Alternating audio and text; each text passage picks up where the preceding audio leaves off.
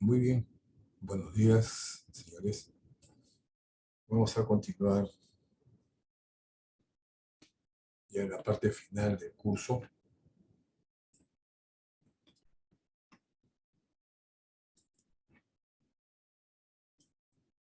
Déjenme un ratito.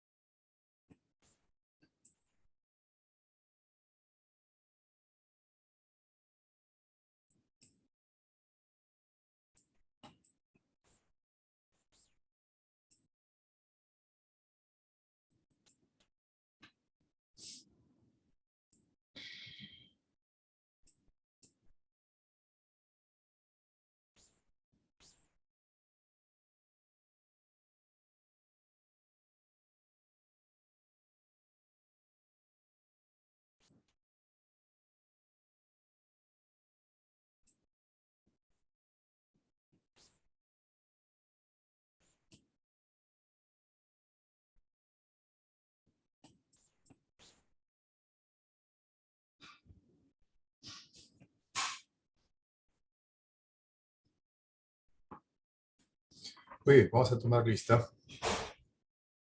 W.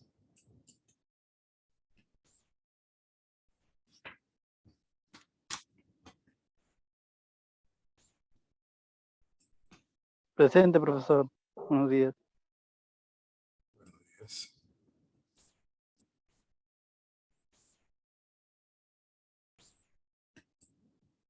Aguirre.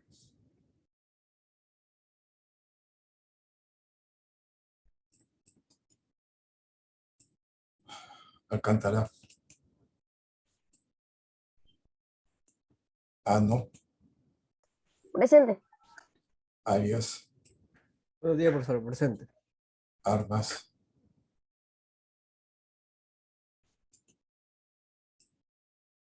Ayala. Presente, profesor. Bellido. Bolívar. Buenos días, profesor presente.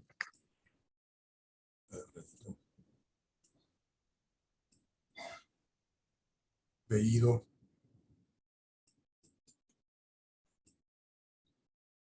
Bolívar. Presente, profesor. Bravo.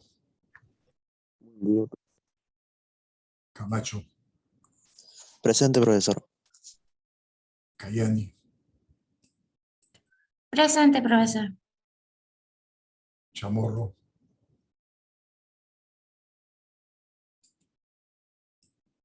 Chaño.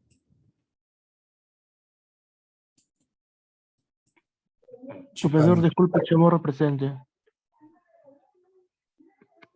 Chipana. Presente, profesor. José. Yo soy presente, profesor. Cortés. Presente, profesor. Cueva. Presente, profesor. Cuti. Presente, profesor. Echevarría. Presente, profesor, buenos días. Galindo. Gamarra. Presente, profesor. Buenos días. Buenos días. Hernández.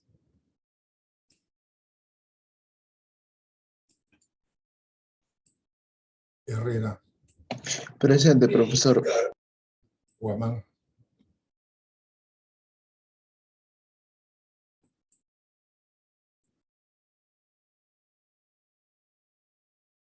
Guamán, Guari,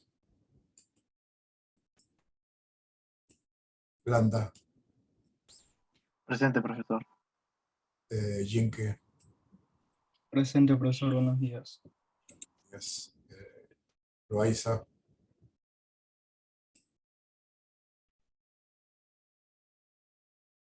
Loaiza, Machaca, Presente, profesor. Estanza, Presente, profesor. Mesa,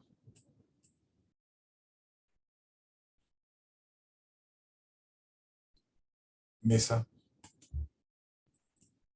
Molina,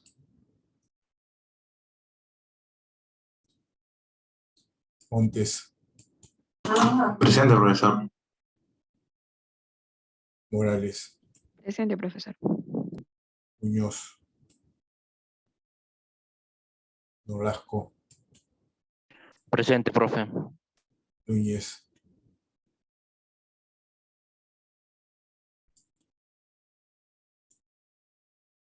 Quispe, Quispe Salón,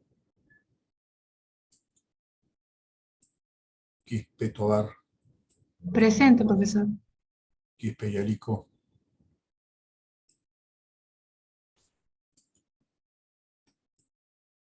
Ramos Ormeño, Presente, profesor. Buenos días.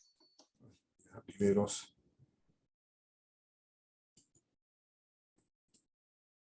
Romero, Romero,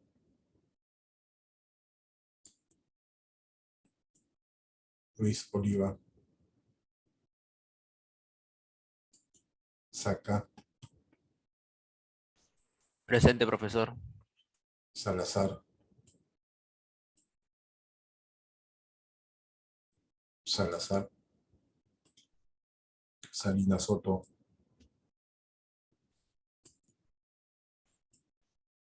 Sandoval, Presente, profesor. Buenos días. Zarango, Presente, profesor. Treviños, Treviños, Tuesta, Presente, profesor. Tumpay, Tumpay, Vargas, Vázquez,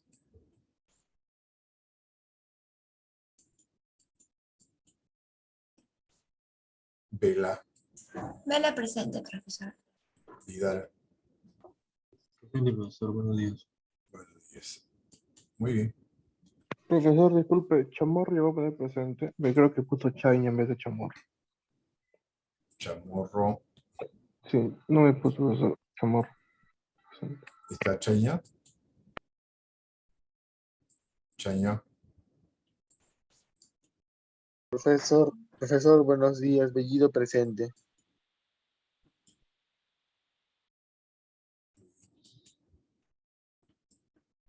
Ok. Profesor, disculpe, Almas presente.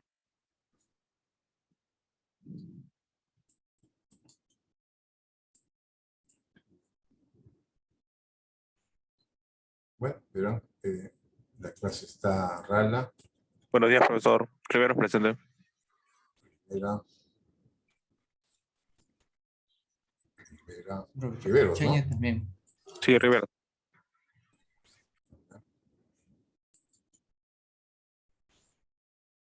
Muy bien. Profesor, buenos días. Chaña también presente.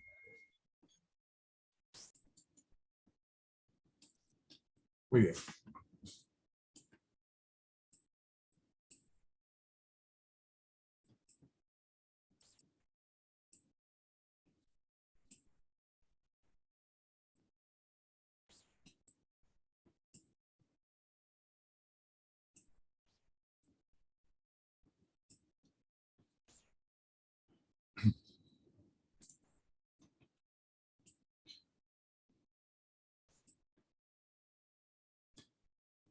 Veíamos la semana pasada y comentábamos que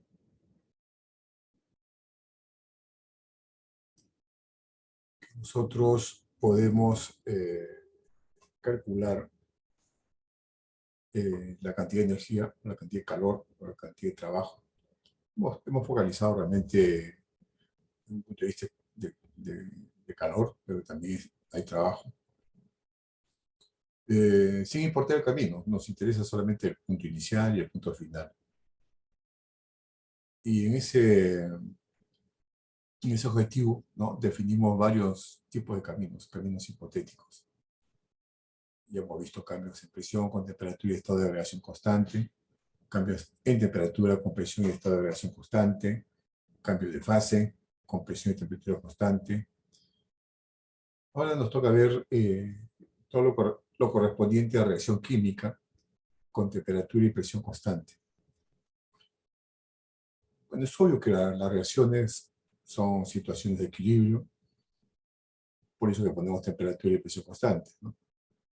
No se lleva a cabo una reacción generalmente, ¿no? Generalmente lo consideramos a temperatura y presión constante. Obviamente algunas son exotérmicas, algunas son endotérmicas. Sin embargo, para que se lleve a cabo la reacción correctamente, lo que buscamos siempre son reacciones isotérmicas. También mencionábamos que cuando se mezclan sustancias de diferentes fases, también hay emisión o absorción de calor. Hablábamos cuando se mezcla sales, generalmente, por ejemplo, el cloruro de sodio, el cloruro de calcio con agua, la mezcla tiende a bajar de temperatura. O a la inversa, ¿no? Si mezclamos agua con soda cáustica, ácido sulfúrico, etc., el mezclado es exotérmico. Y en algunos casos es sustancial, de tal manera que debe tenerse en cuenta. Generalmente estos tipos de cálculo están ligados a la cuestión de costos, ¿no? ¿Se acuerdan que hablábamos que no existe realmente un sistema 100% adiabático? En teoría sí, ¿no? Pero en la práctica no. ¿Por qué? Porque si yo quisiera hacer un sistema 100% adiabático, de repente es antieconómico, ¿no? Les comentaba, por ejemplo, un reactor o un tanque, digamos cualquiera, no sé, donde se está llevando a cabo transformaciones con emisión, absorción de calor. Generalmente la primera pulgada de aislamiento reduce, ¿no?, el 80% de la cantidad de energía que se pierde o se absorbe. Y la siguiente pulgada hace lo mismo del 80% del saldo, ¿no? O sea, del 20%, ¿no? Entonces, fácilmente uno se da cuenta que cada pulgada de aislamiento cuesta mucho más que las primeras, ¿no? Y siempre se llega a un aislamiento óptimo. O sea, siempre se llega a una buena situación donde hay pérdida de calor. Y por ejemplo, ¿no?, si nosotros consideramos eso, o sea que vamos a tener pérdida siempre, hay algunas etapas, algunos caminos que con toda seguridad la cantidad de energía que se pierde es incluso menor a lo que asumimos como pérdida. Por eso que, si bien nosotros aprendemos todos estos caminos, ¿no?, o estas situaciones, desde un punto de vista teórico, ¿no?, cuando estemos ya practicando, estemos calculando en la realidad, vamos a tener que tomar decisiones, ¿no?, y de repente eliminar uno de estos datos. ¿Se acuerdan? Cuando hablábamos en la primera ecuación derivada de la primera ley de la termodinámica. ¿Se acuerdan? En sistemas cerrados decíamos, todo se puede reducir a un cambio de energía interna igual al calor, así que no hay trabajo en el sistema, ¿no? Y si es un sistema abierto, el cambio o la generación o la pérdida de calor es a través de la entalpía, siempre y cuando no haya trabajo flecha. Y anulamos el cambio de energía cinética, cambio de energía potencial, por una cuestión de práctica, ¿no? Digamos, si tengo un reactor o tengo un equipo, una columna de destilación, un cristalizador que está anclado, ¿no?, en el primer o segundo piso de mi planta, entonces es obvio que no hay cambio potencial, ¿no?, o cambio de posición del sistema referido a ese equipo. Los reactores de ese equipo no están corriendo, no se mueven. Indudablemente depende mucho de cómo nosotros definamos el sistema, ¿no? Si es vapor de agua, ¿no?, que está circulando por tuberías y el sistema es el vapor, bueno, ahí sí tenemos que tener mucho cuidado, ¿no? Muy bien, entonces revisamos la semana pasada que a veces no tenemos datos, digamos, precisos y directos, ¿no? También llegamos o observamos que cuando hablábamos de capacidad calorífica, veíamos que era mucho más amigable en la fase sólida, en la fase líquida, y se complicaba cuando analizábamos su relación con la temperatura cuando la sustancia está en fase gaseosa, ¿no? Los términos de capacidad calorífica son mayores, ¿no? En cambio, cuando es líquido, a veces una, ¿no? O sea, la gráfica es una recta realmente, ¿no? Y con mayor razón sólidos. Y hablábamos sobre la regla de Koch, ¿no? Y decíamos que la capacidad calorífica para un compuesto molecular sólido o líquido es la suma de las contribuciones de cada elemento de dicho compuesto. Ya lo vimos, ¿no? Entonces, no vamos a repetir este tema, solamente a recordarlo, ¿no?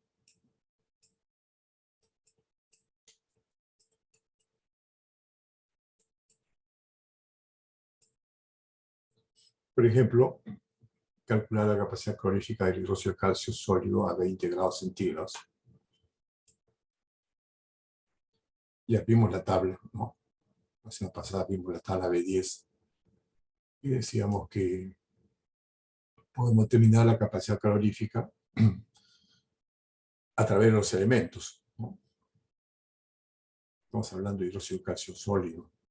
¿Se acuerdan en la tabla B10? De dos columnas, una para sólidos y otra para líquidos. Acá está el calcio, hay que sumarlo en la tabla. Revisemos la tabla. Un ratito.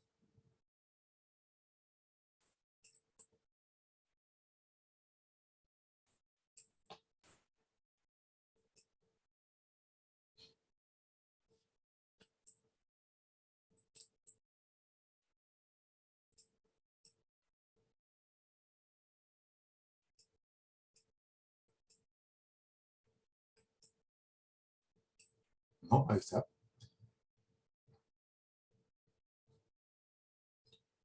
Capacidad calorífica por elementos, ¿no? En estado sólido, en estado líquido. Carbón, hidrógeno, boro, silicio, oxígeno, flúor, fósforo, azufre. Y todos los demás, ¿no? Todo lo demás, todos los que no están acá mencionados.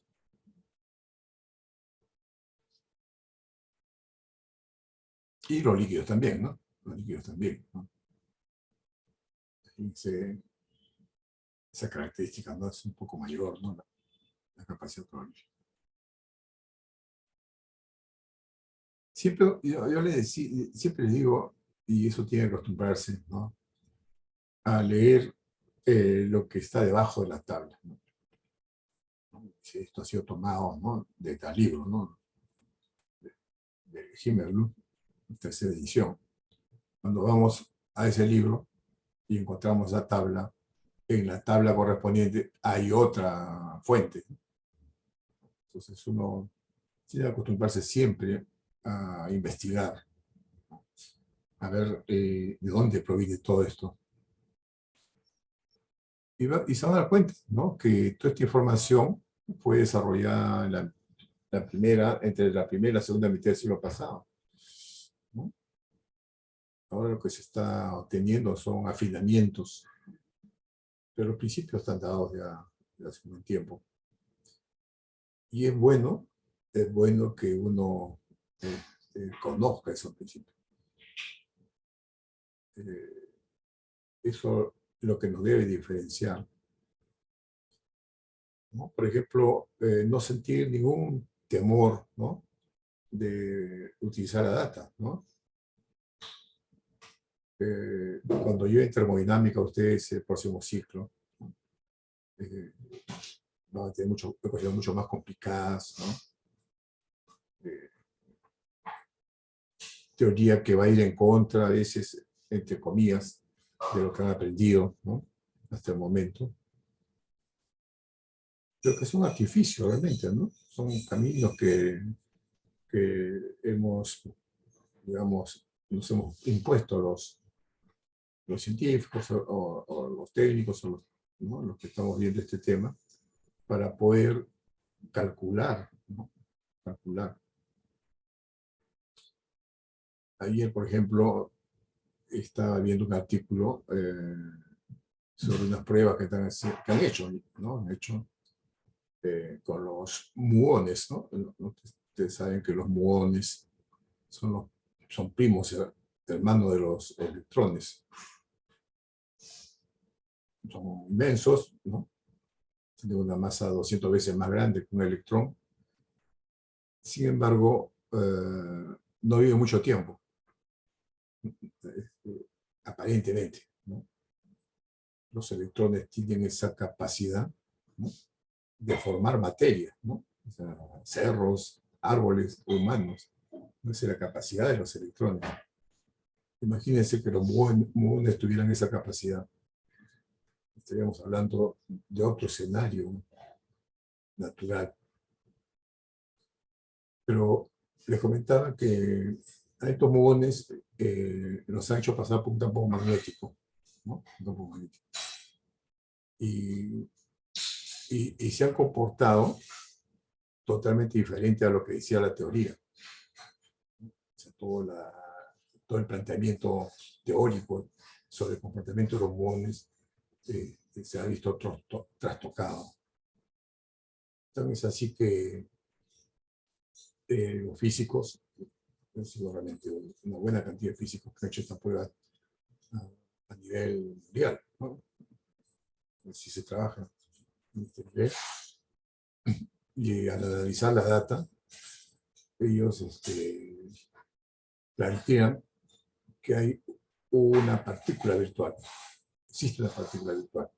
No saben cuál es todavía. E incluso sugieren que hay una fuerza, una nueva fuerza en la naturaleza que tampoco saben definirla, ¿no? Pero lo que me llamó la atención fue justamente en la de la precisión, ¿no? Entonces decían que ellos tenían que pasar la prueba 4.2 sigma, ¿no? O sea que tenían que tener una buena cantidad de data que pase la prueba de 4.2 sigma para recién decir que existe esa posibilidad. En eso están. Y me acordaba justamente cuando preparaba la clase sobre lo que hablamos, ¿no? Nosotros digamos, en la realidad, cuando trabajamos en las plantas, a veces desechamos cosas. En cambio, la ciencia tiene que ser muy precisa para poder decir esto es A o esto es B. Por favor. Perdón.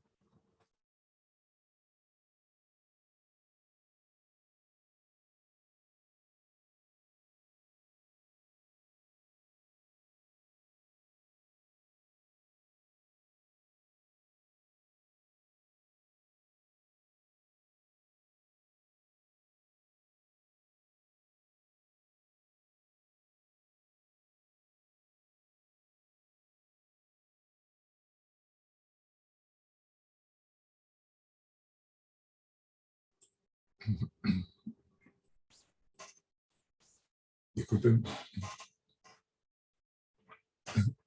Y ese es justamente no sé si decir que es karma o la contradicción que tenemos nosotros los egresados de la UNI, ¿no?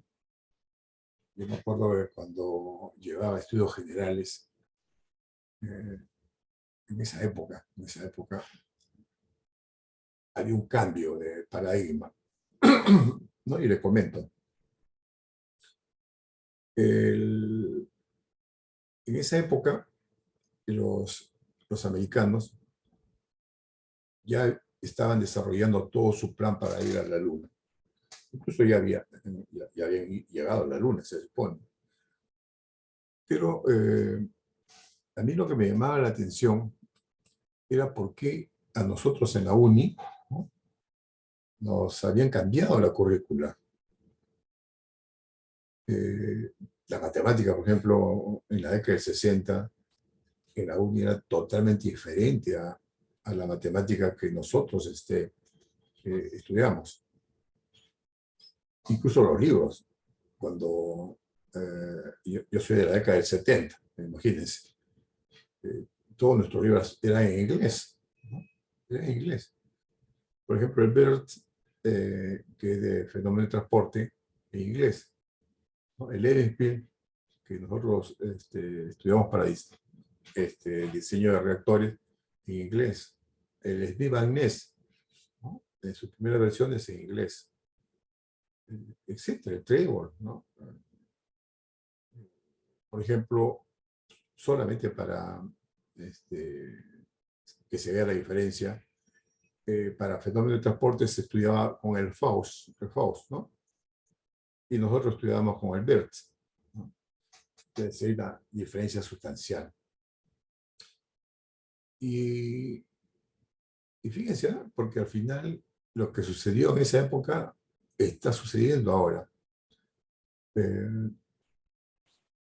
Y buscando información, ¿no?, de por qué, nos dimos cuenta que, por ejemplo, los americanos, que estaban en una carrera por llegar a la Luna con los rusos, se dieron cuenta que no tenían capacidad tecnológica para llegar.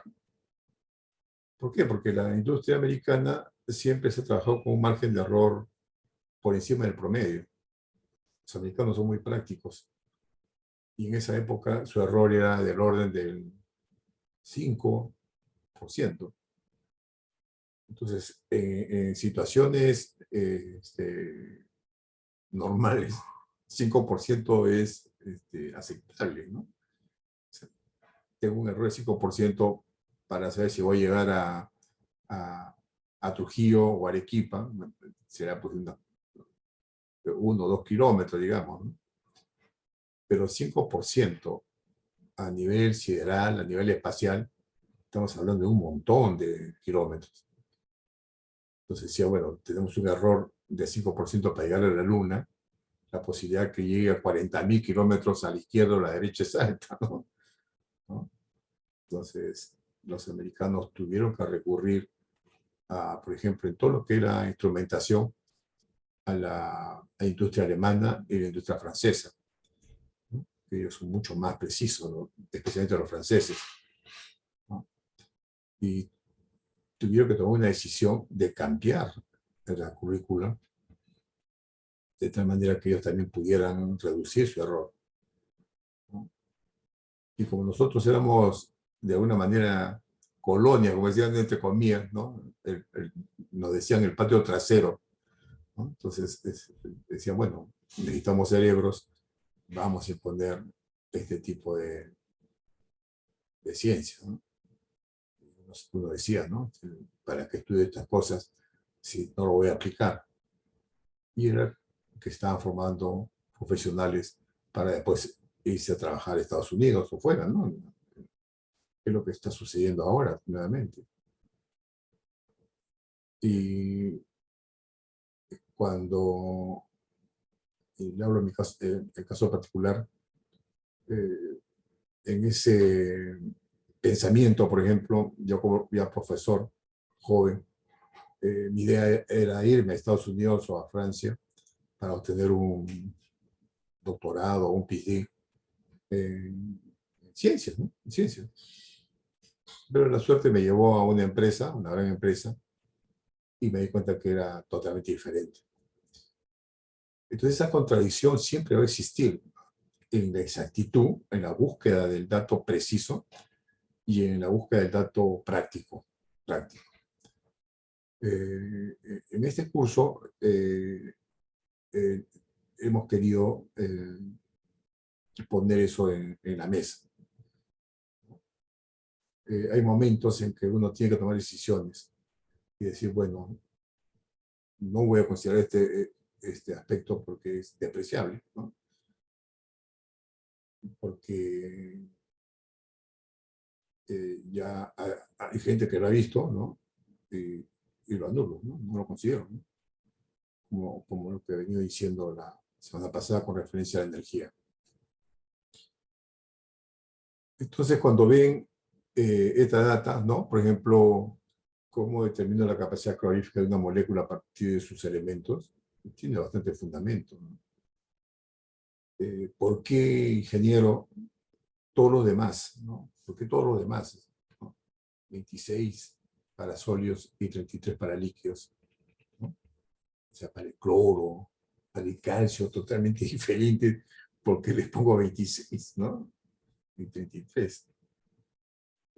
Hay bastante fundamento teórico que se traduce por estos valores, ¿no? ¿Qué diferencia el carbono, el hidrógeno, el boro, el silicio del resto? ¿Cuál es su posición en la tabla periódica? ¿No? Para poder decir que todos los demás tendrán una capacidad calorífica atómica en estado sólido 26, Joule por gramo átomo grado centígrado, y en estado líquido 33, ¿no? Y 33 no está muy lejos de 26. Entonces, no es cuestión de aceptar tampoco por aceptar, sino ustedes, como buenos profesionales, tienen que buscar una explicación. ¿Cómo se llega a esto? Y acá retorno a lo primero, siempre leyendo la parte que está debajo de la data. Eso los va a diferenciar a ustedes. Muy bien, entonces acá tenemos esta tabla ya bien explicada. Vamos nuevamente a la clase.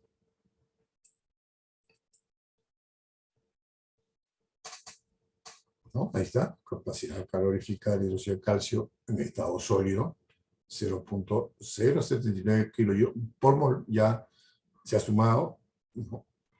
Y ahora se pone por mol, grados centígrados. Bueno, aplico la ecuación, multiplico esto por 20 grados centígrados.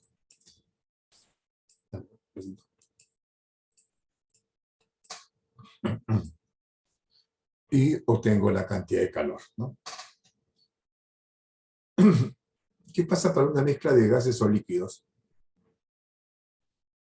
Me dice que el cambio total de la entropía de la mezcla es igual a la suma de los cambios de los componentes puros de la mezcla. Aplicando obviamente la fracción de cada componente. Y acá nuevamente, fíjense, siempre las asunciones, ¿no? Dice, es una buena aproximación si el calor de solución es despreciable y para sustancias semejantes.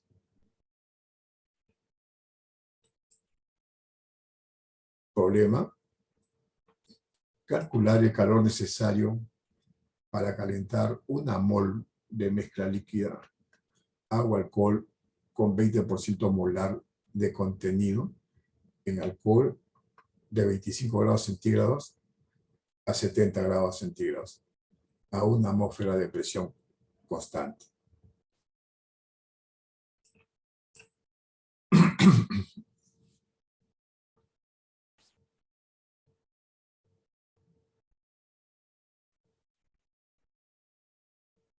Hay que leer bien el problema, ¿no? Eso es lo que yo les he dicho siempre. Lean el problema, dibujen, diagramen. En el dibujo pongan toda la data explícita e implícita, ¿no? Ya parece que fuera años, ¿no? Cuando hablábamos de la fuente de datos en balance de materia y energía. Y decíamos que sí, tenemos que poner todo a la mano. Ahora ya, finalizando el curso, se supone que tienen ustedes llena su maleta de herramientas para calcular. A estas alturas del curso ya ustedes deben haber estado convencidos que desde un punto de vista de matemáticas, se usan matemáticas elementales acá, ¿no? Acá lo más importante es comprender el comportamiento de la naturaleza. Ya tiene sentido revisar la físico-química, nuestra química orgánica, nuestra química inorgánica. Tiene sentido revisar, ¿no? Para poder atacar este tipo de problemas. Estar convencido que una mol es el peso molecular expresado en gramos. Nada más que eso. Estar convencidos y seguros que si estoy trabajando con kilos, ¿por qué voy a irme a la mol? ¿No? ¿Por qué no trabajo con kilomol? Puedo trabajar con kilomol. Porque al final, en las plantas o en la realidad, uno no da sus resultados en moles o kilomoles o toneladas moles. Uno al final lo da en kilos, en libras, toneladas, métricas, toneladas cortas, etc. Así se expresan los valores, ¿no? Entonces, tenemos que tener mucho cuidado en eso. Muy bien, entonces tenemos una mezcla líquida agua-alcohol, 20% molar en alcohol, o sea, de 100 moles, 20 moles de alcohol, 80 moles es agua. Entonces este concepto dice que el cambio de entalpía de la mezcla uno lo puede hacer como la sumatoria de cada componente multiplicado por su fracción, en este caso fracción molar.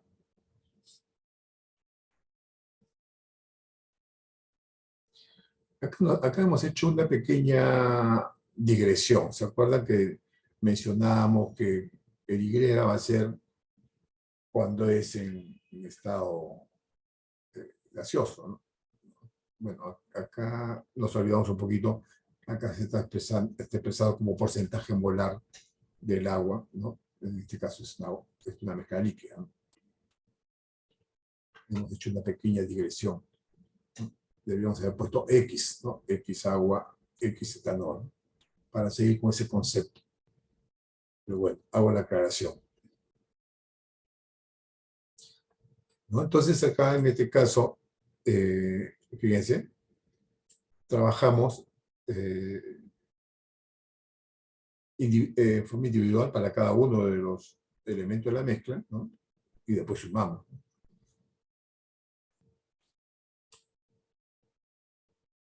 Acá tenemos la capacidad calorífica del agua líquida, ¿no? De 0 a 100. Tenemos el etanol. Tenemos dos valores en estado líquido. A 0 grados centígrados es 0.1031 y a 100 grados centígrados 0.1588. Entonces, acá tenemos que tener mucho cuidado, ¿no? ¿Por qué? porque si a 0 grados centígrados es 0.10, 31, y a 100 grados centígrados 0.15, 88, obviamente podemos asumir, ¿no? Podemos asumir como una recta y podemos interpolar. Pero acá hay que tener cuidado porque nos están pidiendo entre 25 y 70, ¿no? Entonces, acá primero habría que calcular la capacidad calorífica del etanol a 25 grados centígrados, después a 70, y de ahí sacar un promedio, ¿no? De ese tramo, ¿no?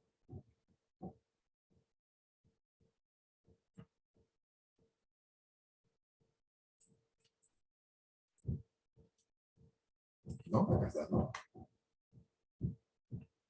El valor. Y después podemos hacer un consolidado del intervalo, ¿no? O sea, sacamos un promedio del intervalo, ¿no? 0.12956 kilojoule por mol grados centígrados. Algo que debo incidir, señores, ¿no? O sea, 0.12956 no dice nada, ¿no es cierto? O sea, si no hubiese puepuesto acá en kilojoule mol grado centígrado, este valor no tiene sentido, ¿no? ¿No? Si hubiese puesto C sub P del etanol, 2 puntos, y ponía esto, así como está, no tiene sentido. Tengo que poner siempre las unidades. Eso yo se los he dicho, ¿no? Cuando me pone como respuesta un valor y no tiene unidades, eso no es correcto. Tiene que poner las unidades. Me ponen 400, ¿no? Nada más. No me dice si grado centígrado, grado Fahrenheit, grado Kelvin. Eso no es una respuesta. Tiene que poner las unidades. En las prácticas calificadas he sido condescendiente, ¿no? Estoy apretando calificar la cuarta, perdón, viene la quinta y la sexta, y voy a tener que ir ajustando, o sea, tengan mucho cuidado, ¿no? Ya no pueden ustedes dar un resultado si es que no tienen las unidades. Ya en la quinta, ya si no tiene unidades, simplemente la nota es 0, ¿no? ¿Sí? Tenemos que acostumbrarnos a eso, poner las unidades.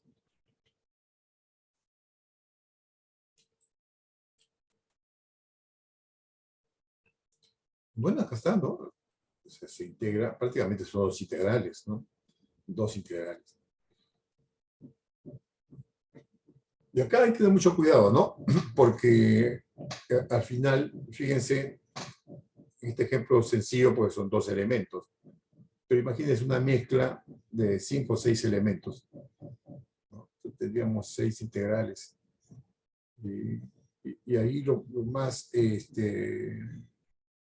práctico es hacer la sumatoria de los C sub P, ¿no? De los C sub P, y recién integrar a la sumatoria.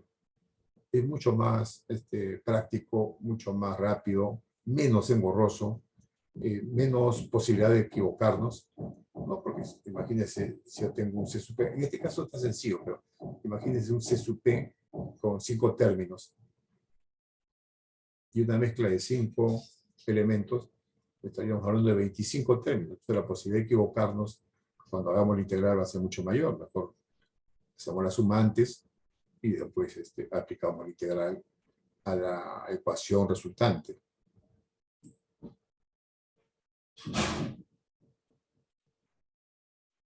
¿No? En este caso es sencillo, ¿no? Porque acá tenemos el porcentaje 0.8, ¿no? Por la capacidad calorífica, ¿no? Del agua y el etanol. Perdón,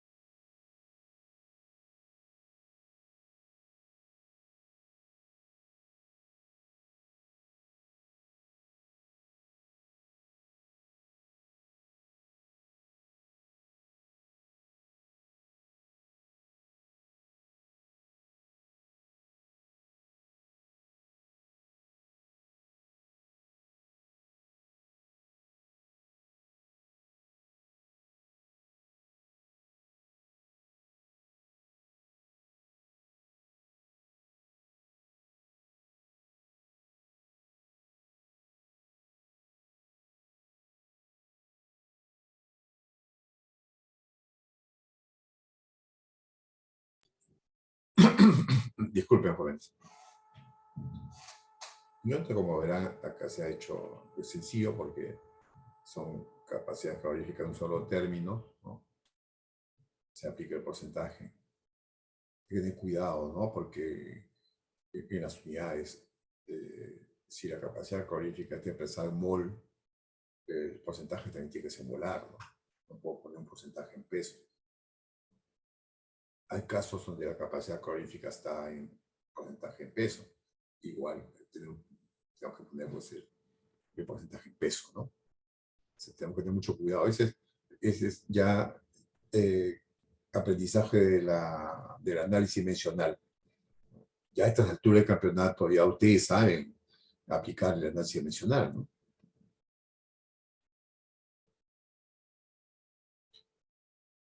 En este caso, por ejemplo, el cambio de entalpía de la mezcla es 3.88 kJ por mol.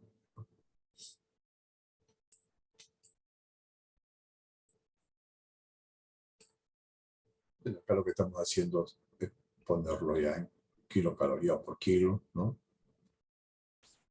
Y estamos calculando un peso molecular promedio, también se justifica, se aplica, ¿no? 0.8, la fracción molar del agua por el peso molecular del agua, más 0.2 la fracción molar del etanol por su peso molecular 46, tenemos un peso molecular promedio de la mezcla, ¿no? 23.6 kilocalorías por mol, que es el mismo principio que hemos utilizado con el aire, ¿no? Si ustedes multiplican 0.79 por el peso molecular del nitrógeno más 0.21 por el peso molecular del agua, le va a salir 29 y pico, ¿no? Que es el peso molecular del aire, que es una mezcla. El mismo principio se utiliza en este caso. Y bueno, acá transformamos, ¿no? Un valor de 3.88 kJ por mol a 164.40 kJ por kilo de mezcla. No tengamos ningún reparo de usar esta regla.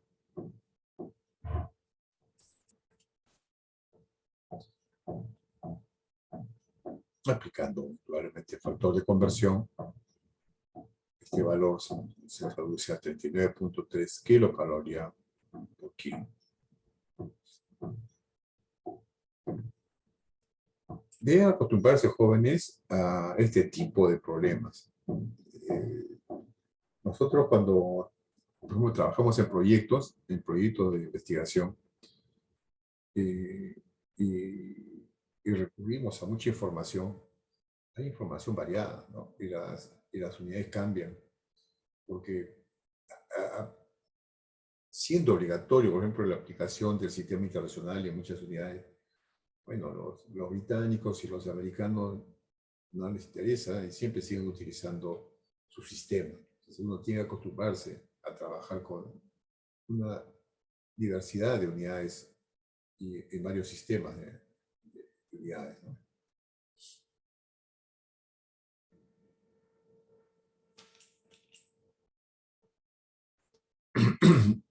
Calcular el calor necesario para enfriar una mol de mezcla gaseosa, agua-alcohol con 80% molar de contenido en alcohol, de 95 grados centígrados a 25 grados centígrados a una atmósfera de presión.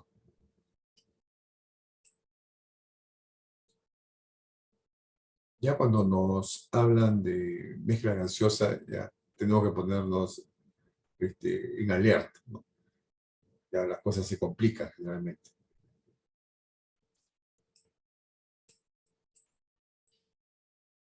Ya la capacidad calorífica, en este caso del agua en estado gaseoso, ya es un poco más complicada, ¿no? Acá tenemos el etanol también, ¿no? Acá le decía, ¿no? Podríamos hacer el cálculo en el rango de 95 grados centígrados a 25 grados centígrados, ¿no? Para el agua.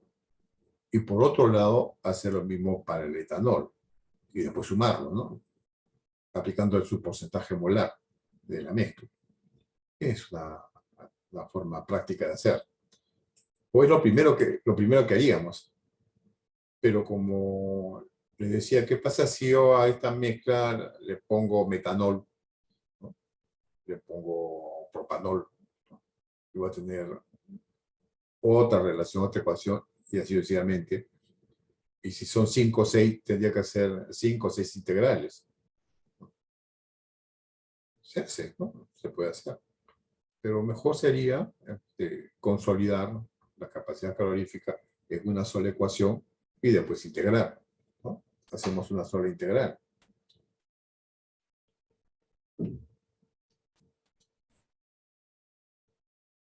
¿No? Entonces acá está, digamos, la ecuación para el agua, la ecuación para el etanol y la sugerida, ¿no?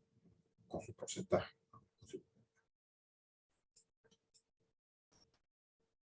Entonces la sugerencia, ¿no? Del profesor es, mira, ¿sabes qué?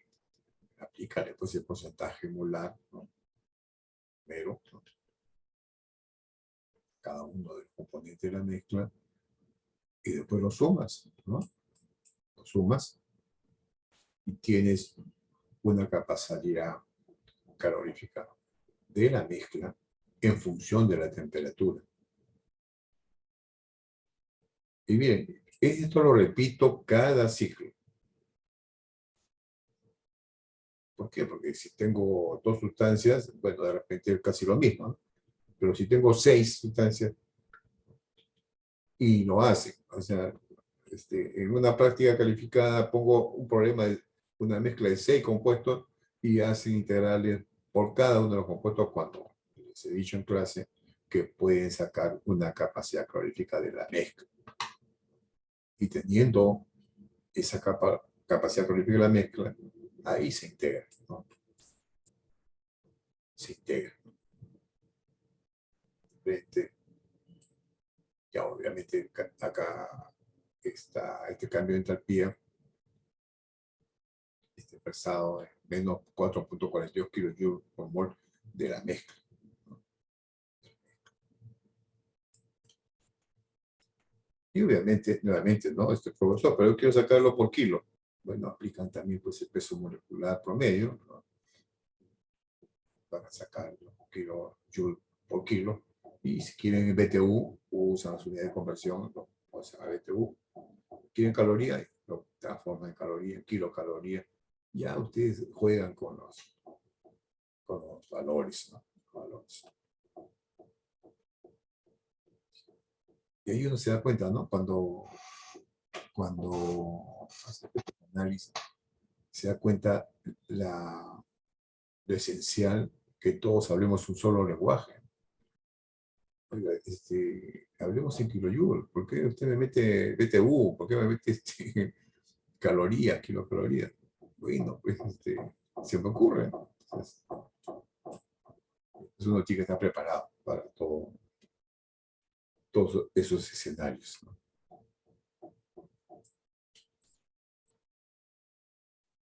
Muy bien, entonces dejamos ya el cambio de entalpía para mezclas, ¿no? Hemos visto que es diferente para el caso de sólidos y líquidos, que son más amigables, que para el caso de gases, ¿no? Un poquito más complicado.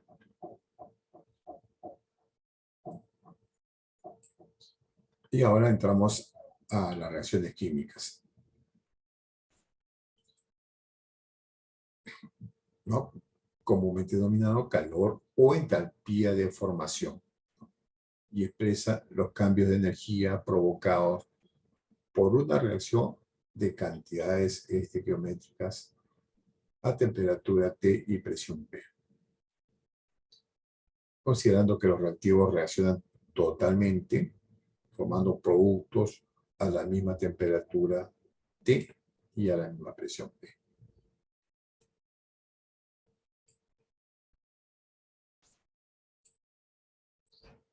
Al calor o entalpía resultante de una reacción a 25 grados centígrados y una atmósfera se le denomina calor o entalpía de formación estándar. a 25 y una mol. El suscrito F denota formación. El suscrito... ¿Sí? Creo que se ha congelado su pantalla porque sigue en el problema. A ver.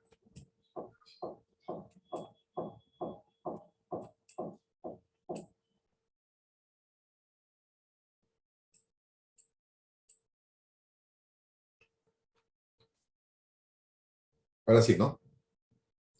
Ahora sí. Sí, sí, profesor. Ok. Muy bien. F, formación, el superescrito denota estándar o valor de referencia, y delta, ¿no? Acá faltó el palito que esté expresado por mol. Ah, no, perdón, este es un sombrerito que no aparece acá realmente. Entonces, por ejemplo, vamos a revisar vamos a acabar de compartir y vamos nuevamente a la tabla de 1, que es las propiedades físicas. Acá está. Vamos a...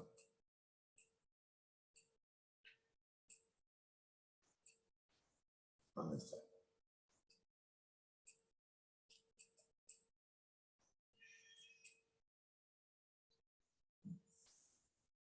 Acá en la columna de la penúltima realmente, ¿no? Las últimas, ¿no? Ya sabemos, ya conocemos todas las columnas, ¿no? Ya conocemos las columnas, el compuesto, la fórmula, el peso molecular, la gravedad específica, que lo podemos transformar en densidades, ¿no? El sistema internacional, el punto de fusión al punto de ebullición, perdón, al punto de fusión a una atmósfera, ¿no? B, ¿se acuerdan? Expresado a una atmósfera. Este es el calor de fusión a una atmósfera y a la temperatura de ebullición normal, que está expresado a una atmósfera. Siempre acuérdense, si no se acuerdan de la regla, se van al agua, ¿no? Al agua y ahí van a ver, ¿no? ¿Dónde está el agua? Acá está el agua, ¿no? Muy bien. Acá dice temperatura 100. Este es el calor de ebullición, por ejemplo, ¿no? 40.56 a una atmósfera, eso está referido a una atmósfera. ¿Okay? Tenemos el punto de fusión, el punto de ebullición, el calor de fusión, el calor de evaporación, y a la inversa también, la temperatura crítica, la presión crítica, o las dos últimas columnas que ya lo hemos venido revisando, ¿no? Que es el calor de formación de cada sustancia, ¿no? Y el calor de combustión. Bueno, obviamente, el calor de combustión cuando está el carbono, está el hidrógeno, ¿no? El calor de combustión. Y no se olviden siempre de la letrita H y la letrita J, ¿no? En el caso del calor de formación, y en el caso de la combustión, ¿no? El que dice acá. Y calor de combustión a 25 grados centígrados y una atmósfera, ¿no? Los valores. Dice los valores estándar de productos como el CO2, el agua, el líquido, el CO2, ácido clorhídrico, etcétera, ¿no? Por decirlo. Etcétera, etcétera, ¿no?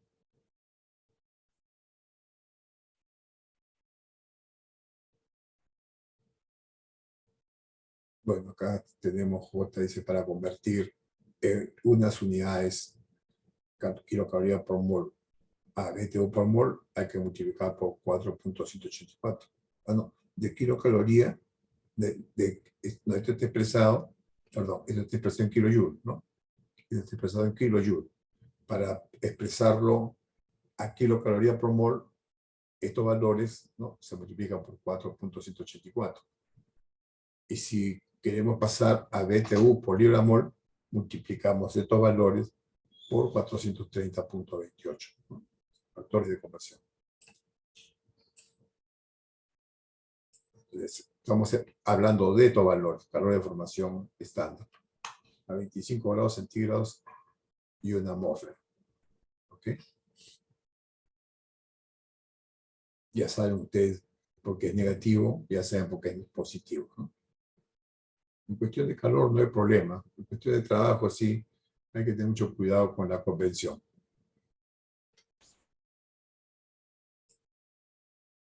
Bueno, vamos a ver acá.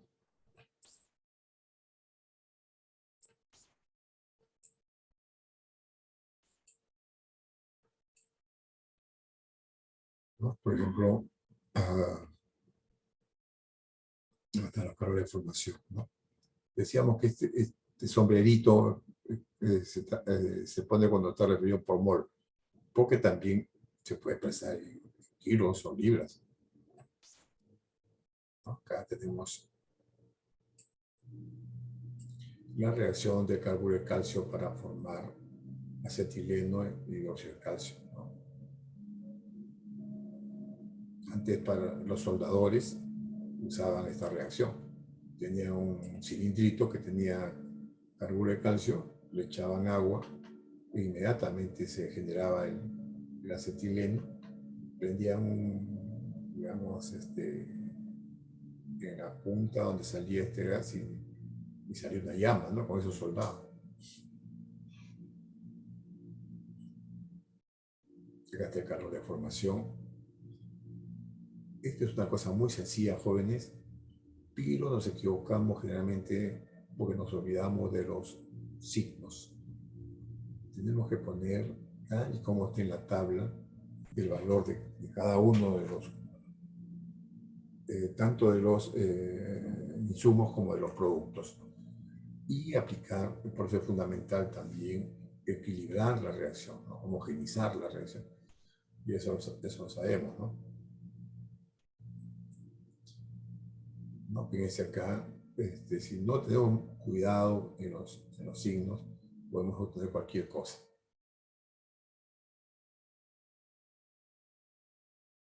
Acá estamos sumando, ¿no? El diferencial para los productos, por otro lado para los reactantes, ¿no? Y después sacamos la diferencia, ¿no? Fíjense, si no nos olvidamos del signo menos acá en los reactantes, va a salir cualquier cosa, ¿no? Es menos 759 menos 634.44. Tenga mucho cuidado en el signo. Y acá hay que tener mucho cuidado porque en balance cometemos errores garrafales si no tenemos cuidado. Porque, por ejemplo, acá este calor es de la reacción, ¿no? Pero si yo lo quiero referenciar al acetileno, ¿cómo juego con este valor de 125.4 kJ por mol? ¿Cómo lo referencio con referencia al hidróxido de calcio? No, porque me pueden decir, calcule, ¿no?, la cantidad de energía que se genera por 200 kilos de carburo de calcio. ¿Cómo referencio? ¿Cómo uso este dato? O me podría haber dicho, ¿no?, utilizando 20 litros de agua. ¿Cuál es el calor de reacción? ¿Cómo utilizo este dato en relación a cada uno de los elementos de la reacción, sean productos o sean reactivos? Entonces,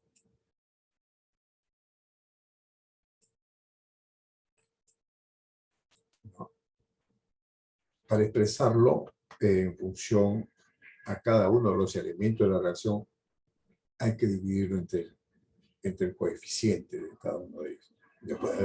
Después de haber balanceado, obviamente, la reacción, ¿no? Entonces, el calor de reacción es menos 125.4 kJ por mol de reacción, pero si quiero expresarlo como carburo de calcio, divido entre el coeficiente de carburo de calcio en la reacción.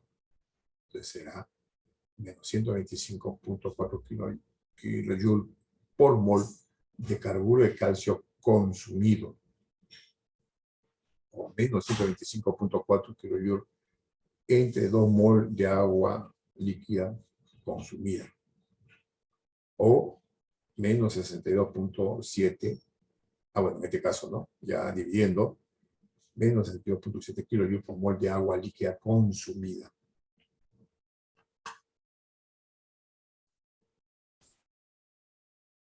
Igual a vez, ¿no? Por referencia al producto, ¿no? Calcule la cantidad de energía requerida para formar 20 toneladas de acetileno por hora. Yo tengo que determinar la cantidad de energía por mol de etileno, ¿no? En este caso es sencillo porque el coeficiente es 1, ¿no? Lo que hago después es a 20 toneladas, me expreso en moles, multiplico por este valor y saco la cantidad de energía que requiero para generar 20 toneladas de acetileno.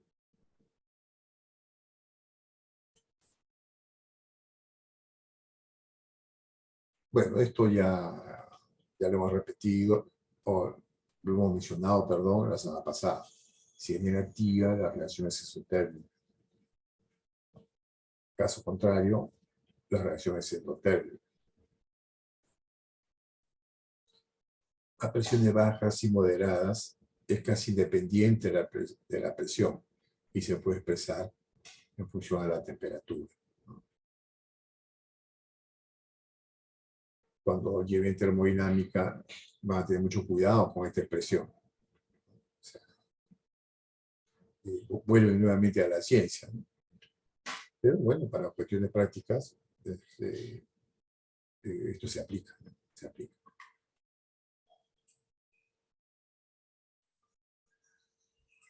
Sí, sí es cierto, ¿no? Depende de cómo se escribe la ecuación estequiométrica, ¿no? Especialmente cuando veamos la regla de Hess, ¿no? Es muy importante esta regla.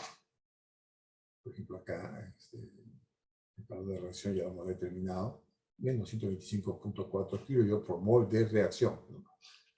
Ya hemos dicho que esta R se reemplazará en función a los coeficientes para expresarlo por unidad de producto o por unidad de reactivo o reactante,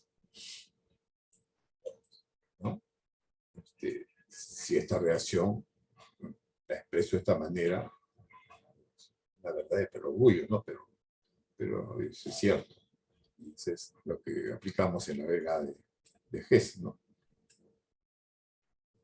Vamos por 2, la reacción, el calor de reacción se multiplica por 2.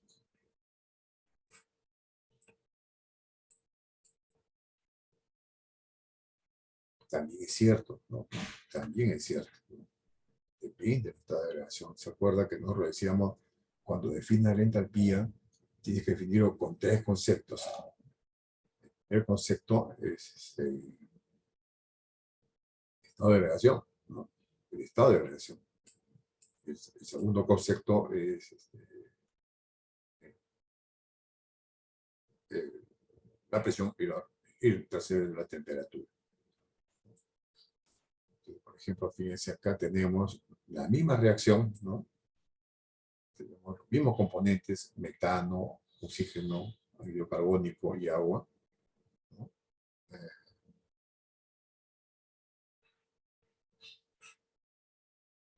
Pero si le cambiamos el estado de agregación, por ejemplo, acá el metano está en estado gaseoso, el agua en estado gaseoso, el anhídrido carbónico en estado gaseoso, pero el agua en la primera reacción está en estado líquido y en la segunda reacción está en estado gaseoso.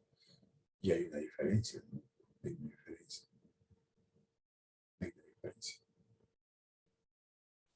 Y fíjense cómo aparece el famoso 44, ¿no? ¿Se acuerdan cuando hablábamos de los 44 kilojoules por mol, ¿no? A 25 grados centígrados hacia una atmósfera? Bueno, acá está, pues, ¿no? Menos 890, menos 802, Estamos hablando de 48, 44 kilolitros por mol, que es la diferencia entre el agua líquida y el agua gaseosa.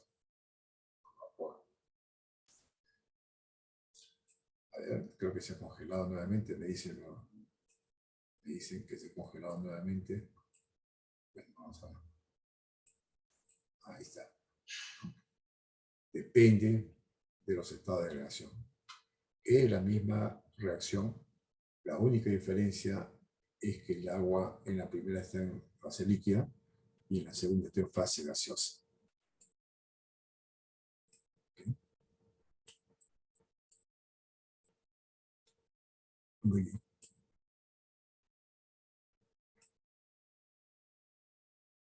Tengan mucho cuidado. Mucho cuidado.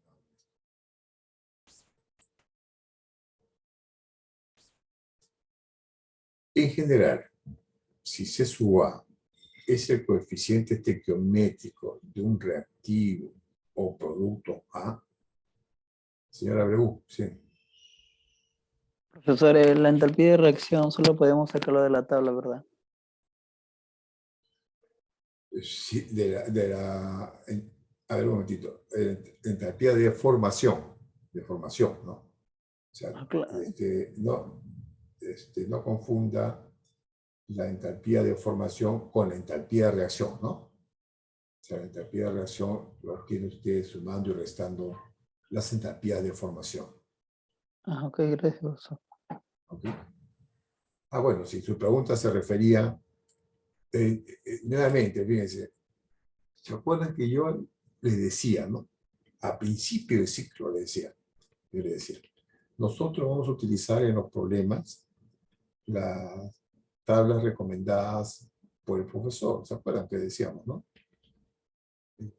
Y especialmente casi toda la data era de Felder. Sin embargo, yo he visto en la solución de problemas que me mezclan todo, ¿no? Entonces, lo he tomado en cuenta, ¿eh? Lo he tomado en cuenta porque al final digo, bueno, no tienen pues la data, están recurriendo a otra data, ¿no? ¿Okay? Pero la disciplina también es importante, ¿no? Es importante porque así como decimos que por convención decimos que el trabajo es positivo cuando el sistema recibe trabajo, ¿no? O por convención decimos que es a la inversa, ¿no? Es una disciplina, ¿no? Porque, y por otro lado, también mencionaba en clase, yo les decía, oiga, yo puedo conseguir la presión de vapor del agua de varias formas. Tengo por Antoine, tengo por Cox y tengo por tablas, ¿no? Entonces decía, pero la más exacta, por cuestión simplemente de deducción, es la que está en las tablas, ¿no? Entonces, si yo pongo como problema, dígame cuál es la presión de vapor del agua a 7000 milímetros de mercurio, ¿qué sentido tiene, por Dios, ir a Cox, ir a Antoine, si tengo la tabla a la mano? ¿No? O sea, eso también tiene que ver con la rapidez de cálculo, ¿no? Entonces, aprovechando la pregunta del señor Abreu, cuando hablemos de calor de formación o calor de reacción, hablaremos estrictamente de la tabla B1 que hemos puesto acá. No quiere decir, señores, que pueden usar otra data, que lo pueden hacer, pero por cuestiones prácticas, hagamos eso, ¿no? Que tengamos todos nuestros cuadros, toda nuestra data dada en clase, ¿no?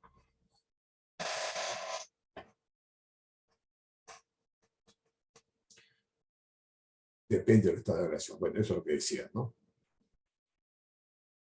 Y fíjense acá, en esta reacción, por eso yo le decía, ¿no? A veces, si uno se mecaniza, ¿no? Y aplica así a ciegas las ecuaciones de la fórmula, y no se da cuenta de la data que obtiene, es un poco ineficiente, ¿no? Porque la única diferencia entre la relación 1 y la relación 2, ¿qué cosa es? El estado de relación del agua, ¿no? Entonces uno puede ver estas dos reacciones sin necesidad que se lo pregunte, puede decir, bueno, oiga, el calor de formación o de evaporación del agua a 25 grados centígrados y a una atmósfera es la mitad de 890.3 y 802.3. Se deduce rápidamente. Y una manera también de saber si he hecho bien mis cálculos, ¿no? Bueno, acá estaba lo que decía, ¿no? Decía, en general, si C sub A es el coeficiente estequiométrico de un reactivo producto A y se consumen o producen N sub AR, moles de A la temperatura y presión estándar, entonces el cambio total de entalpía referido al componente A es esta relación. Es lo que hemos hecho, ¿se acuerdan? Cuando decíamos al principio, tienes un calor de reacción, ahora exprésalo en función a cualquiera de los elementos, o de los compuestos, perdón, sea reactivo o sea producto. Divide, ¿no?, entre el coeficiente, ¿no? El coeficiente, ¿no?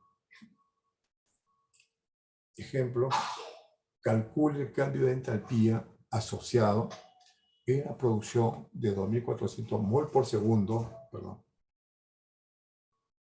de anhídrido carbónico en la combustión del isobutano, sabiendo que los productos se encuentran a 25 grados centígrados y la reacción se completa totalmente. Hemos dicho, ¿no? Hemos dicho que estos calores no cambian mucho con la presión, por eso que lo estamos obviando, ¿no? Debemos sobreentender que la presión no cambia mucho.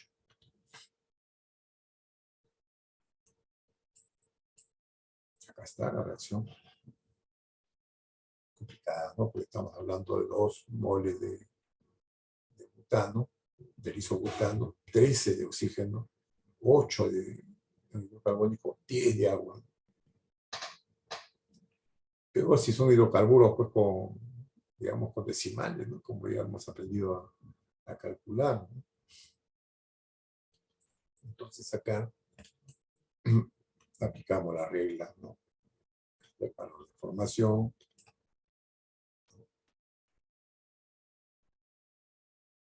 Ya sabemos, jóvenes, que cuando son elementos es cero, ¿no? El calor de formación es cero, ¿no? Si el caso de hidrógeno solo, cero. Me había olvidado de mencionar.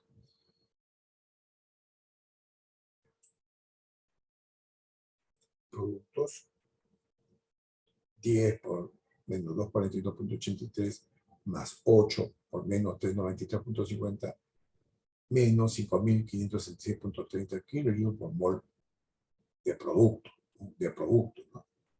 Fíjense, no estamos diciendo por anhídrido carbónico, no estamos diciendo por aguas, ¿no?, por producto, ¿no? Igual en reactantes, ¿no? Entonces, reactante. Esto no lo explica bien Felder ni Himmelblum, por eso que quería ponerle acá la palabra P y la palabra R, para poder entender bien este tema que al final se va a conocer como avance, ¿no? El calor de la reacción, es menos 5.566.30 menos 269 kilojoules por mol de la reacción, ¿no? Menos 5.297.30 kilojoules, no por butano, isobutano, no por oxígeno, no por anhídrido carbónico, ni por agua, es calor de la reacción, tal y como está planteada, ¿no? Acá está, ¿no? Pero nos están pidiendo, fíjense, nos están pidiendo en función al CO2. CO2. Está diciendo que es 2.400 mol, ¿no?, por segundo de CO2. Y el coeficiente, ¿no?, del CO2 es 8 mol de CO2 por mol de reacción. Cambiamos, lo reemplazamos. Y fíjense, que ahora sí, expresado en función al CO2, el cambio de entalpía es menos 1.589 por 10 a la 6 kilojoules por segundo. En función a la cantidad de CO2 que estamos considerando. ¿Okay? Si nosotros si tomamos en cuenta en función a los otros elementos, va a salir otra información. Esto está referido al CO2. Y acá viene la palabra de grado de avance. El grado de avance de una reacción específica indica cuánto de la reacción ha ocurrido. Sus unidades son moles reaccionantes. Se determina dividiendo el cambio en el número de moles de una especie que ocurre en la reacción, o sea, moles que entran, moles que salen, perdón, menos moles que entran, ya sea reactante o producto, por el coeficiente estequiométrico asociado, en valor absoluto, que tiene las unidades de moles de la especie dividido por las moles que reaccionan.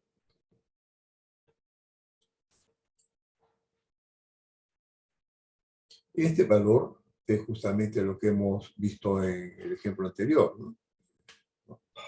El flujo molar entre el coeficiente, ese es el avance de la reacción.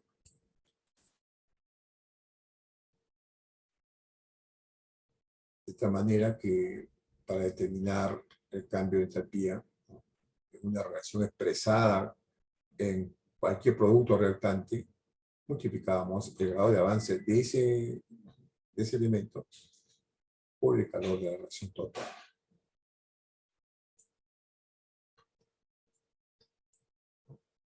Está, fíjense, en la producción de 2400 mol por segundo de CO2, en la combustión del isobutano, el grado de avance es 2400 entre 8, o sea, 300 mol por segundo. De esta manera que reemplazar en la reacción 300 mol por segundo por el calor de la reacción total. Sale justamente lo que habíamos ya determinado, ¿no? Menos 1.589 por 10 a la 6 kilojoules por segundo. ¿No? Solo que se acuerdan que al principio decía, depende, divide entre 1, divide entre 2, de acuerdo al coeficiente que esté expresado en la reacción, para expresar el calor de reacción en términos de uno de los reactantes o de uno de los productos, de cualquiera de ellos.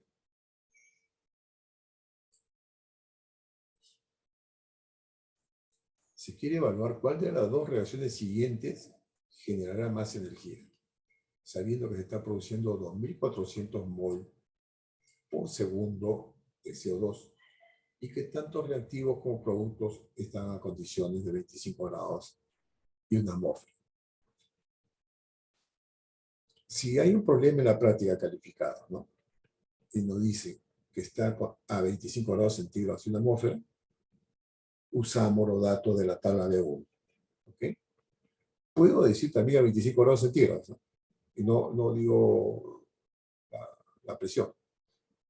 Como estamos considerando que la presión no altera mucho, al poner 25 grados centígrados también puedo usar los datos de la tabla B1. Entonces acá hay dos reacciones donde cambia el estado de agregación. Por ejemplo, acá en el isobutano está en estado gaseoso y acá está en estado líquido. Otro cambio es en el agua. El agua está en fase gaseosa en la primera reacción y en la segunda está en fase líquida. Obviamente, el calor de R1 va a ser diferente a R2. Ya la reacción R1 ya la hemos determinado, que es menos 1.589 por 10 a la 6 kilojoules por segundo. Determinamos la reacción 2, con otros valores indudablemente. El estado de agregación me va a cambiar el valor del calor de formación, ¿no? Y acá me sale menos 5.689 kilojoules por mol, un ratito, por mol, ¿no? Pero expresándolo en CO2 para que sean equivalentes, me sale menos 1.707 por 10 a la 6 kilojoules por segundo. O sea, la reacción 1 es, a ver, la reacción 1 es 1.8, ¿no? Perdón, menos 1.589 por 10 a la 6 kilojoules por segundo. Y la reacción 2 es menos 1.707 por 10 a la 6 kilojoules por segundo. Pregunta, ¿cuál de las reacciones genera más energía? ¿La primera o la segunda?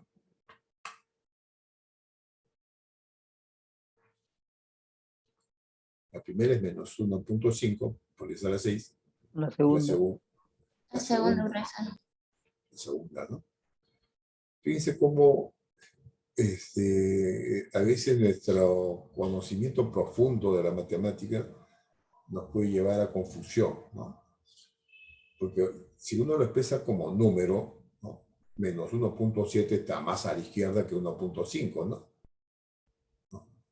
Entonces, uno podría decir menos 1.7 es mucho menor que menos 1.5, ¿no? Pero eso no se aplica en esta. Acá el signo menos no es que esté a la izquierda o derecha, simplemente es una indicación que es exotérmica o endotérmica. Pero en valores absolutos, la reacción 2 emite más calor o energía que la energía 1, ¿no?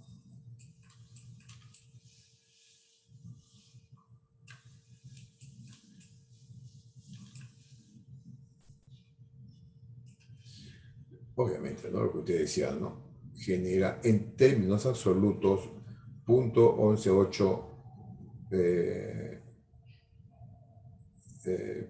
por 10 a la 6, no sé qué hace dice acá, por 10 a la 6 kilojoules por segundo más que la primera reacción. ¿Ok? La comparación tiene que ser en términos absolutos. El signo menos o más indica simplemente si es exotérmica o endotérmica. Muy bien, jóvenes, vamos a quedarnos ahí. ¿Qué hora es ahorita? Unos 4 minutos más. Lo que pasa es que tengo práctica calificada a las 10. Tenemos que prepararlo con tiempo. A ver. Sí, vamos a dejar la clase ahí. Profesor, yo quería hacerle una consulta sobre un problema, no sé si tendrá tiempito. Sí, a ver, dígame. Allá, ¿puedo compartir la pantalla? Ya, Si me da permiso. a ver. Déjeme.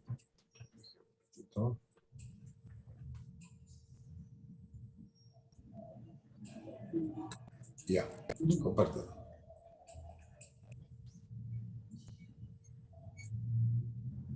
El problema es este, profesor. Nos dice que en un sistema hay dos tanques dentro de un ambiente a una temperatura constante de 200.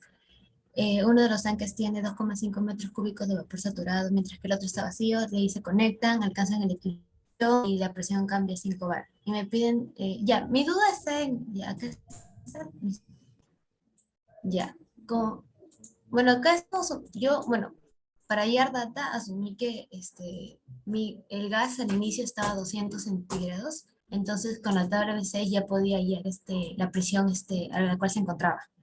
Y con la presión ya podía hallar tanto el volumen específico y la energía interna específica. Ya, y ya, bueno, lo estoy tomando como un sistema cerrado. Tengo calor, trabajo, y por la variación que hay de presión tengo energía interna. Ya, mi problema es hallar el trabajo, porque tengo tanto cambio de presión como cambio de volumen. Pero es a una temperatura constante, sería en una misma isoterma. No de caso esta solución. ¿Cuál es la pregunta? ¿Cómo? ¿Cuál es la pregunta, digo? ¿Cuál es su Ah, ya, inquietud? el trabajo, hallar el trabajo. me pide hallar el trabajo. ¿Cuál es el problema? Dígame el problema. A ver. Acá está el problema. Ya, uno de los tanques tiene 2.5 metros cúbicos, uno de los tanques, mientras que el otro tanque está vacío, ¿no? Sí. Ya, pero ¿cuál es el volumen del segundo tanque? Ya, por eso yo lo llegué con el primer tanque, como tengo la presión final, hallo el volumen final, que es 7,728. Entonces, restando el volumen que he ocupado en inicio, hallo el volumen 2, que sería 5,28. Ya. Ya, ahora tengo diferencia de presión. O sea, ese es también hallo, o sea, cuando tienes A diferente ver, presión, ¿qué es el trabajo? ¿Qué cosa es el trabajo? la presión por la variación de volumen. Bueno, o a qué se refiere. No, en términos, digamos, absolutos, el cambio o sea, la generación o producción de trabajo es igual al cambio del producto de la presión por el volumen, Ah, ya, claro, cambio de producto. ¿no es cierto?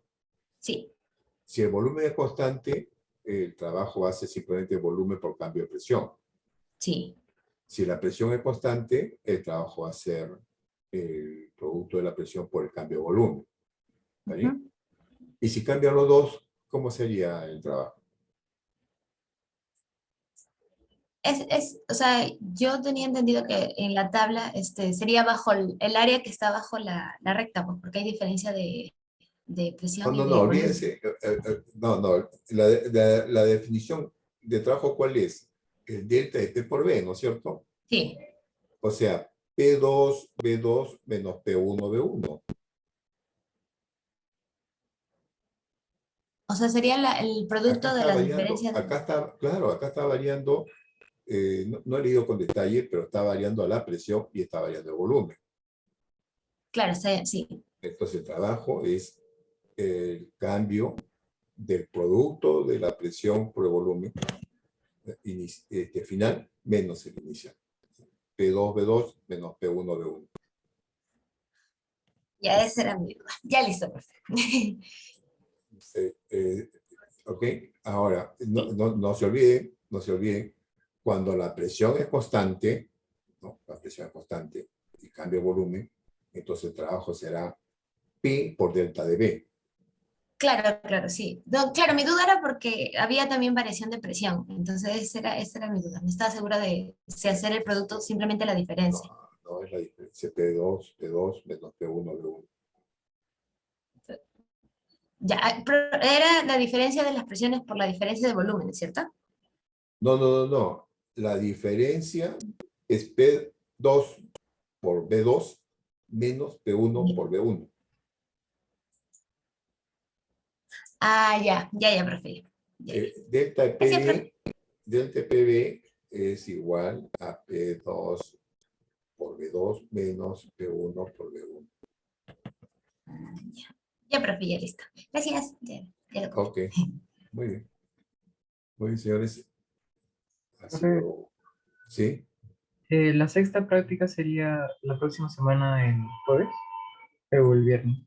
No, vamos a hacerla dejando una semana. Vamos a hacerlo de cada 2 semanas, ¿no? Entonces, en la semana de finales. Sí, va a ser, sí, para que tengan de repente un día más, 2 días más para reflexionar, ¿no? ¿Ya? Vamos a hacerlo de esa manera. Porque si no, lo podemos hacer el próximo viernes, ¿no? Todavía tenemos una clase, pero no va a tener mucho tiempo para estudiar de repente. ¿Sí? Profe, ¿pero sería el mismo horario? ¿Viernes a las 10? Sí, el mismo horario. Ese día es 24, profe. Porque es 24. Y bueno, ahí. Ah, no, normal, o sea. Lo hacemos el 23 entonces, ¿no? El jueves. No, o sea, para mí normal el 24. Ya mañana todavía el niño Jesús nace en la noche. Pónganlo fácil, ¿no? Como regalando el... No, la práctica la sexta práctica mañana tenemos la quinta, ¿no? La sexta son regalos. En la sexta aprueba el 60% del salón. Bueno, si es que estudia indudablemente, ¿no? Y acá aprovecho unos 2 minutitos de mencionarles, ¿no? Entonces, yo soy muy escrupuloso cuando califico, ¿no? Evalúo, o sea, me demoro porque, como yo le decía, ¿no? Hay algunos profesores, no hablo de uno o dos, no, algunos profesores que dicen no, en balance, pues yo converso no solamente con el profesor Vergara, sino con otros profesores que enseñan balance en otras universidades, ¿no? Pues nos reunimos sobre este tema y algunos pues son draconianos y dicen no, para mí el resultado es fundamental, ¿no? ¿Qué pasa si te equivocas un 20% y vuelas una planta? Dicen, ¿no?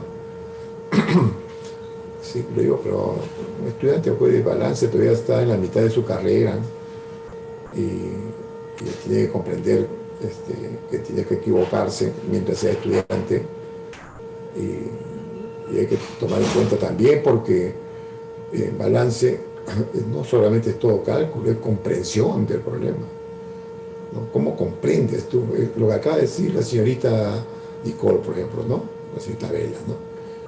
Por ejemplo, su inquietud es simplemente por una definición de conceptos, ¿no?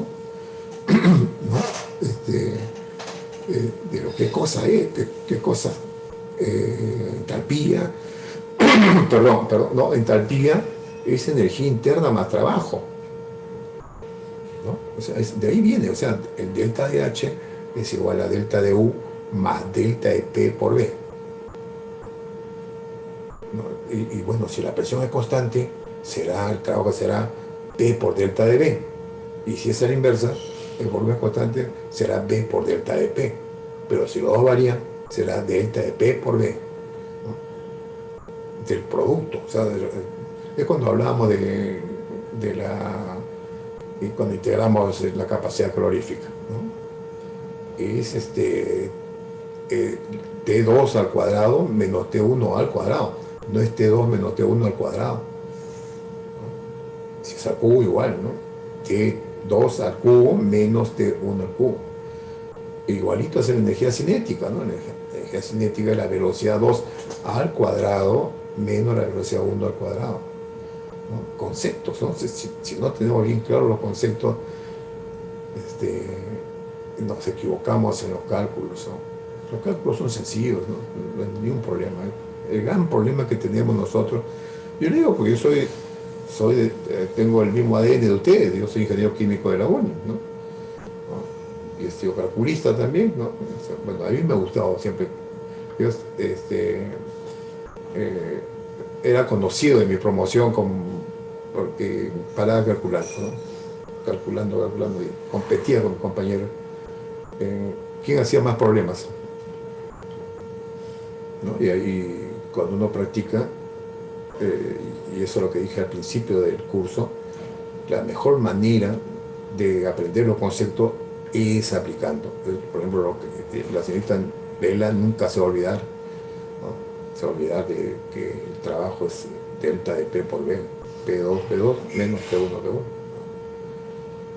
Porque ha tenido problemas, se ha planteado el problema y se ha aplanado el tema, ¿no? Así es, jóvenes. Entonces, nos vemos mañana. Les deseo la mejor de la suerte para la quinta práctica. Hasta luego. Profe, ¿la quinta hasta dónde vendría? ¿La quinta? ¿Perdón? ¿La quinta práctica hasta dónde vendría? Ya. Hasta lo que hicimos la semana pasada. Y lo que hemos hecho hoy día va a la sexta. Está bien, gracias. Ok, nos vemos, jóvenes. ¿Sí? ¿Sí? Profe, le envié un correo. ¿Lo podría revisar? No he recibido, ¿eh? No he recibido ni un correo. No tengo ni un correo. Y yo reviso, hoy día sí he revisado y no tengo ni un correo. Respecto a la tutoría. Ah, ya. Le respondo hoy día. Hoy día le respondo. Sí, sí, he leído su correo. Muy bien, jóvenes. Buenos días. Nos vemos mañana.